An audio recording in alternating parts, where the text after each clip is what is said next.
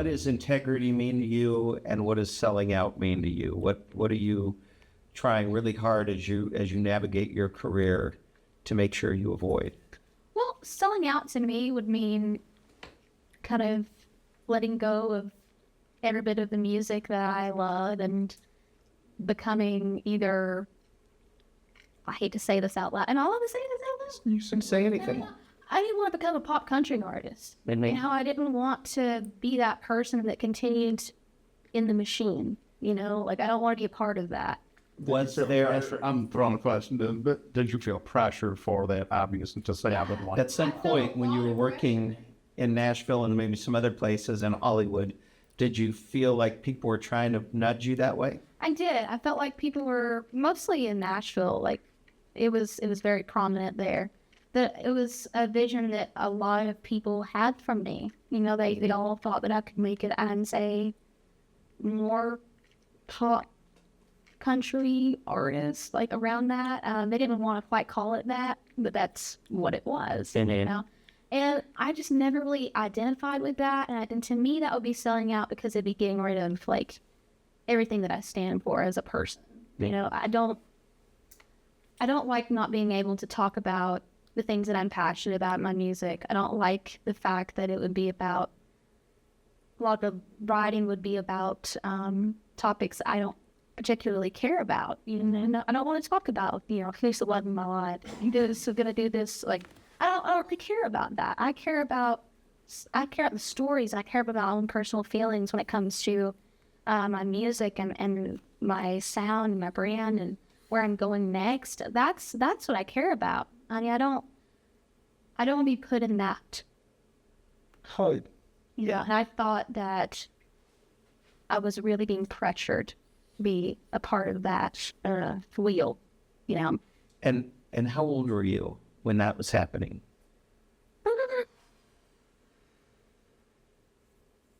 Didn't call. It kind of happened a lot. So I was gonna say, So I don't know, like, between 10 and 20. all the way up to Kind of all the way. 2020, 2022. Yeah. So, and that goes back to something I was saying, just having people that around you that are listening to you as opposed to saying, no, this is where we're going to take her. So integrity to me means that I would continue making the same music that I'm making. I would be independent as an artist. I mean, that means a lot to me. If I found the right person one day and it was someone who truly believed in me and wanted to take me so far and cared about my music for what it is now and not try to change me as a person, hey, I'd take it. I might take it. You never know. So I think more than anything, my criticism to the music industry is let artists be themselves. Don't try to constantly make the same person over and over again. Like, Right. now, in this day and age, people want realness.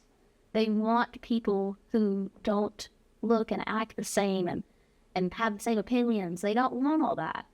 I feel like, for me, that's what authenticity means. It's just being who I am without listening to everybody else telling me that this would make me more money.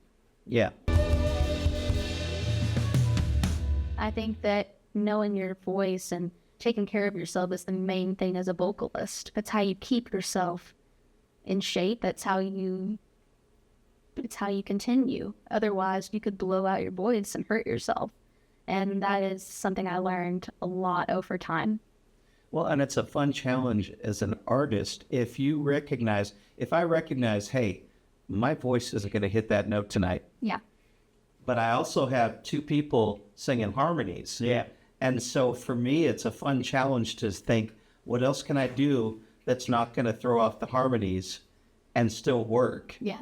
And that's the immediacy, the immediacy of a live performance and still make it work. That's fun. And it's fun. And it's also, that's a talent. I mean, Always, yeah. knowing yourself that well is beautiful. Like, that is awesome. And it's great for your audience because they don't have to hear caterwauling. You know, like, they don't have to hear you. Well, it makes every pushing step of yourself. different when you think about like every vocal performance. Sure. different every night. And some of those clever changes that we have to come up with sometimes, you know, you do what you can with what you have where you're at. And sometimes it doesn't work. Right. Sometimes it doesn't, but every now and then when you do it and when I see the back, my band go, oh, that was fun. Yeah, it's fun. And then it's like, let's do that again. I can't do that again. I have no idea what I did. All right, let's talk songwriting. Absolutely. And this is fun for me because, again, I met both of you at songwriters festivals, and I came to know you guys as songwriters. That's our common denominator. So this is the conversation for us. And something that you said early on in our visit here was going back to that first Smoky Mountain Festival where I met you. You were saying I didn't know where I belonged, and I was, you know, you were so inspired and driven once you started hearing all of this. And when I saw you that first time, that's what I saw. It was like this hunger to soak in as much as you could as you were finding your way. Absolutely, you get it. Yeah. Oh, I saw it. It was, and your mom and mother. I'm not saying this right. Mother Hamilton. I love that, by the way. She saw it too because I remember saying, "Hey, it's time for bed," and you weren't belligerent. You weren't mean. You just said, "No, no, no." No, and Mother Hamilton said, okay. But I just saw this hunger of, no, there's so much going on here. I want to soak it in. And I think that's wonderful. So we've already talked about some songwriting in your guys' process a little bit. And so I wanted to touch on a couple songs and then we can talk more about just process. Too Good for Radio. Yes. A couple of things. You talked about your modern day heroes. Now, are we done with that song? Because I missed the part where she mentioned Scott Southworth in that song. Oh, Is that coming in later? Is that the dance remix? the song actually has a sequel, and it's just called Scott Southworth. Oh, Wank You're Up. Yeah, so she's finishing that part up. Perfect. Yeah. Perfect. That's going to be It's a reprise. my single after. Yeah. And then I'm like, cover it. Yeah, Like, yeah. No. Seriously though, I think that was really, really cool because not only are you talking about yourself as an artist and as a writer, but you're also talking about some of the heroes that you have, and you're name checking a bunch of these great indie artists out there right now. Of course. At Delamay. Yes. I thought that was fantastic. Honestly, I kind of thought that would be kind of cool too. And there's so many people that we named within this song that at first I was very skeptical of doing that because I tend to not like songs that name drop people. That was a big thing to me at first. It took me a while to get convinced. Yeah, that was one of the starters that I came back, hoping for the best. Right, But I think since we went all in and since it was so genuine and authentic, it wasn't name dropping just to name. it wasn't name dropping Haggard and Jones, which has been done 8 Sicilian times. Yeah. It was kind of trying to show there's a lot of modern heroes. And I think For a woman her age, you don't just have to go. right. And your hope is people will then go, oh, who are they? And look them up. So I think it was wonderful. But there was a couple things in that song. I heard integrity a couple times, and of course, selling out. And it was very clear that that's super important to you. You would think we rehearsed this because what you just said is a perfect segue into Misdemeanor. The first line. What's the first line of that song? Who do I want to be? Who do I want to be? So that's we've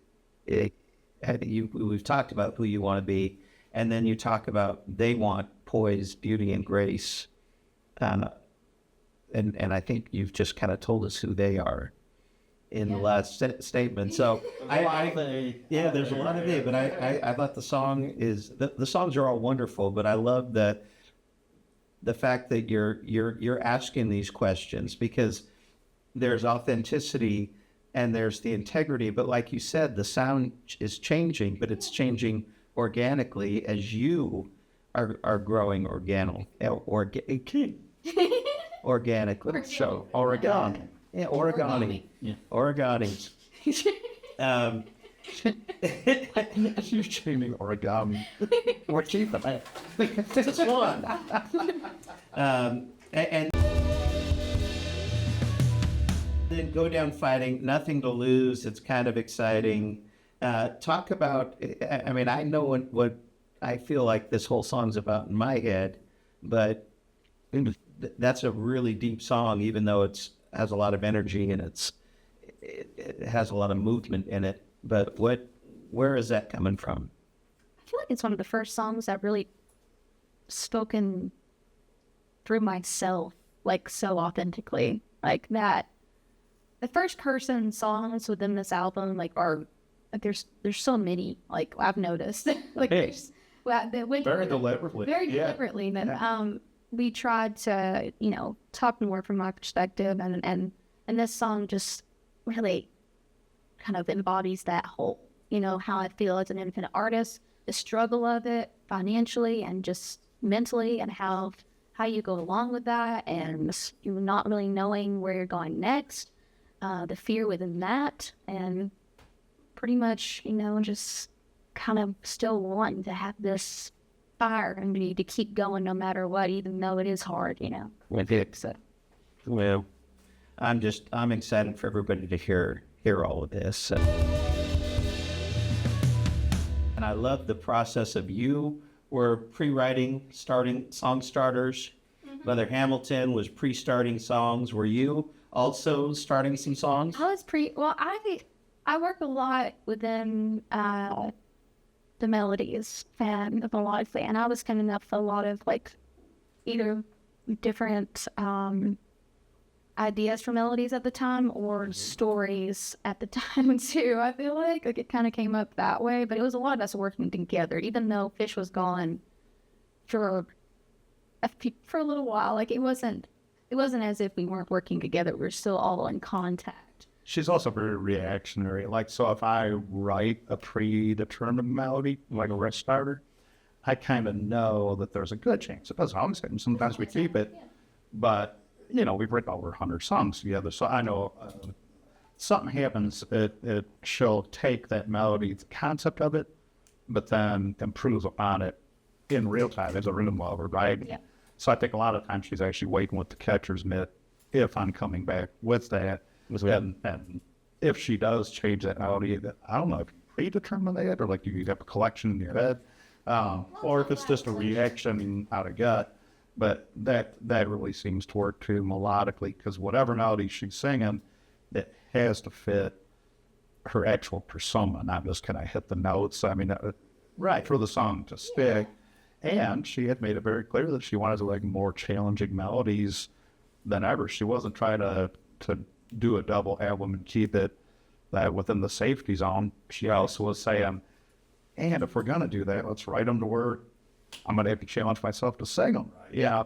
And so that was part of the writing process too, is bringing melodies, but being really open to going, but let's see what happens. Right. Where can we take this? Right. I would love to do it anyways. And I'm very glad that we work that way, that you can bring me something to start with, and then I can, just make a little change up within the melody to kind of add upon it. And it works. So like we've got that down to the science a little bit. So that's always fun. That's amazing. Then tell me how you two found your voice as co-writers. Well, my mom, Mother Hamilton, she was a writer way before I was born. Like, she continued to write as a teenager up until, she found her writing partner at the time. Her name was Tracy. And they worked together 24/7. They had fun time. It wasn't for anything. They just loved writing music, It was all for the labor of love. Yeah. And that kind of built that built that love for music for her, I think. And then years later, she has me. She says, well, maybe one day I'll have a kid who plays music and I can write with them too, who knows, And she tells me that story all the time. Make your own cover. That's the line. So when did it become apparent that you were that kid? Well, it became apparent that when I was like 5, I guess, I wrote my first song called My Time to Fly. And it was kind of a gospel song. And I had written little tiny songs with her beforehand, little skinny songs. Cool. But she kind of built me up to be writing more elaborate things as I got older. So from like 3 to 4, we're writing things like all kinds of things. What's that one? Which one? Oh, there was one that wrote about an alligator when I was a little kid. And it, It was like, I got a brother named Nate, a sister named Kate, my name is Alligator.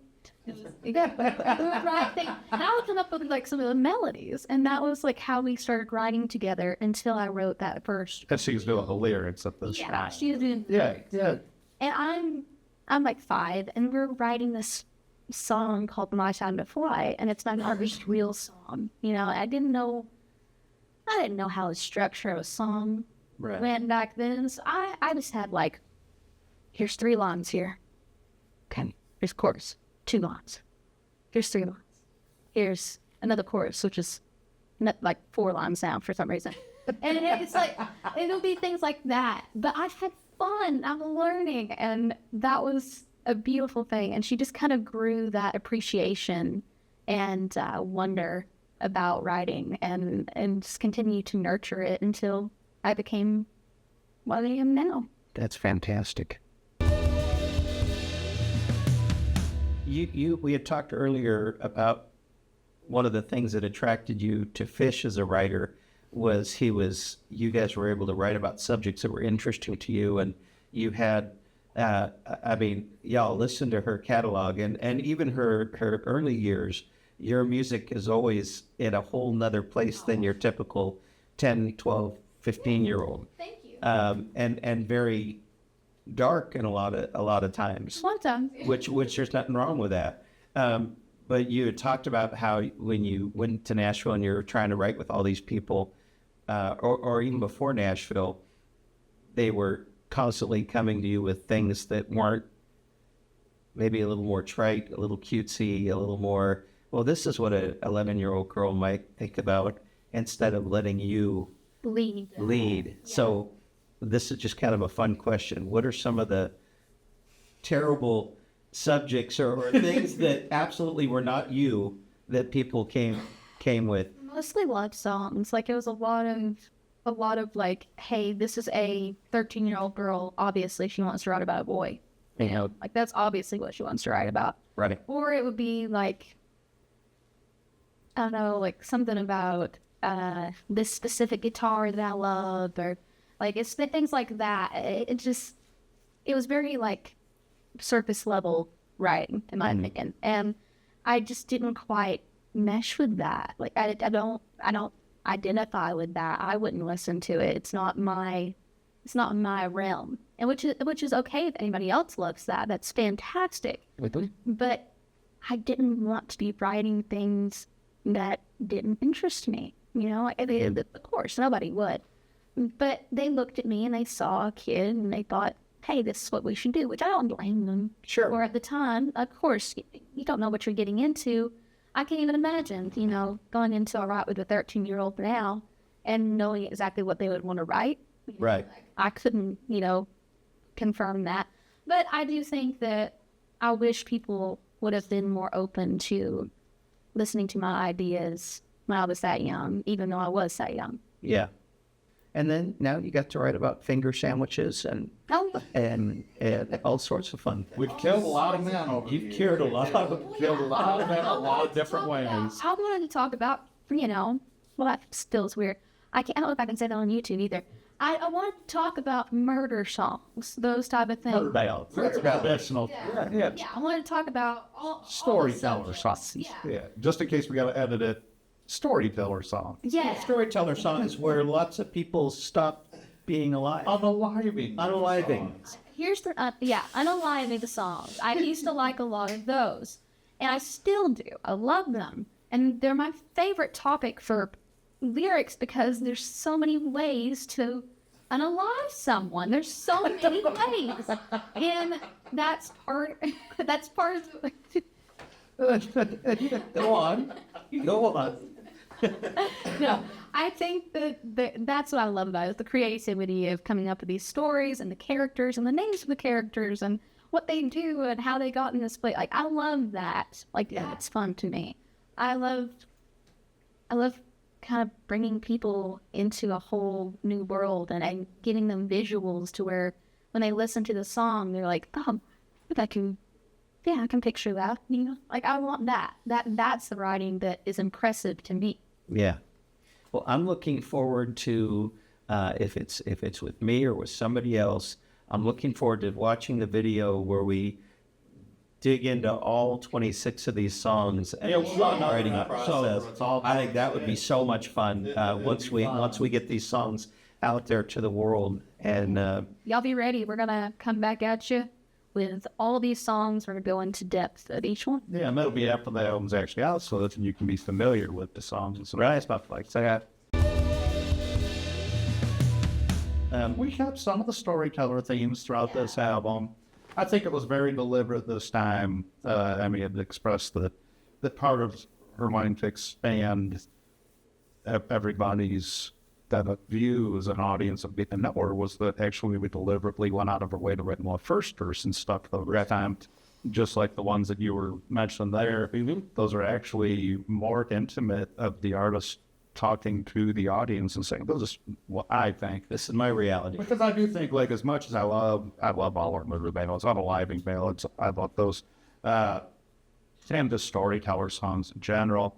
But you could fall into a habit if you're not careful of hiding behind character songs too. You're not showing yourself. And this album, I think, is very brave of Emmy to be saying that the majority of these are actually the first time you're going to hear an album of me talking directly to you. And sometimes about super fun things and just cool things, and sometimes about very emotional riots and stuff like that. It's quite an emotional roller coaster. Yeah. Which is, I think, is fantastic. And on top of that, I do think that for me, I wanted things to be more first person as well, because I didn't want people to have this false perception of me.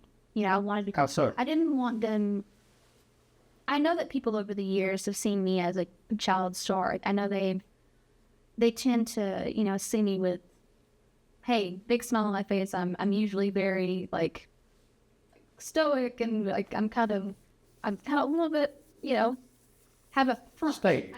Sometimes. I don't mean to, but I do have a front. And you're still very genuine when you do, but it's only half. But it's only half Right. of me. And I wanted to show more of me, like even in these type of interviews and within my own life and within my music, I wanted to show me more rather than, hey, here's some stories. I'm not really talking about myself very much. Yeah, you know? and I wanted to be part of that. I mean, honestly, there's just something about EmiSunshine that is very regal and has always been marketed that way, even though she was a kid. And that's all true to form, but Emmy is funny, and EmiSunshine is intellectual, and EmiSunshine is brilliant but goofy, and she's got an absurd sense of humor that hasn't always been Portrayed. able to be portrayed. And she's like any other human being. She gets self-conscious sometimes. She's very confident of other things. She has a confident humility. That part earlier when you said you just like to inspire people, I think that that's because she likes to try to pass that on, and she has an ability to spread that throughout a crowd from everything I've seen. Thank you. I know. Yeah, now I'm just bragging on it. But let me go on with it. I mean, I do remember. So typically when we're in session, whether it's co-writing, recording, we typically just have fun. Or Debbie and I, we freak the rest of the team out sometimes. We have fun by being super determined and not always looking like it. So like we have fun by workhorse. Yes. And that's actually enjoyable to us to wear ourselves out. But now and then you get like an actual emotional conversation or moment. And I do remember before we started the process, I remember asking Emmy two things. Who are you singing to and who are you singing for? on this album. Then when I said, who are you singing to? And he said, well, my audience, and because I love my audience, and I'm paraphrasing, but I want to give them not just what they want on this album. I want to give them more than what they want on this album. I was like, that's a cool answer. But when I said, who are you singing for? She expressed, basically, I'm singing for people that feel like me, but can't express it through song. And she's a voice for the underdogs and the strugglers and the hustlers and the working class and then the misunderstood misfits. And so that's outlaw for me. That it's not that Emmy's, we didn't make an outlaw album because Emmy's running around with 6 shooters and No, I don't puffing want to be. beer cans and nothing. I never want to be like But that. she didn't want to, if I understood you right throughout the whole thing, Yeah. she's not making the music for the dance clubs and yeah, well, or even within country music, can be played at the clubs. Oh, And that's it's yeah, nothing. I get it now. No, I'm sorry. I didn't mean But that. no, I she's meant making it. the music for the jukeboxes and the Pandora box at the dive bar for the people that Yeah. just got off work and the person that's depressed but looking for hope and stuff. And I'm just enthused to have been part of getting the cat today because she's got it on this album. If you're that person, and I think every person is it that person at some time, that's the album she wanted to make and that's what she made. Yeah, This yeah. is just the album for people who made it.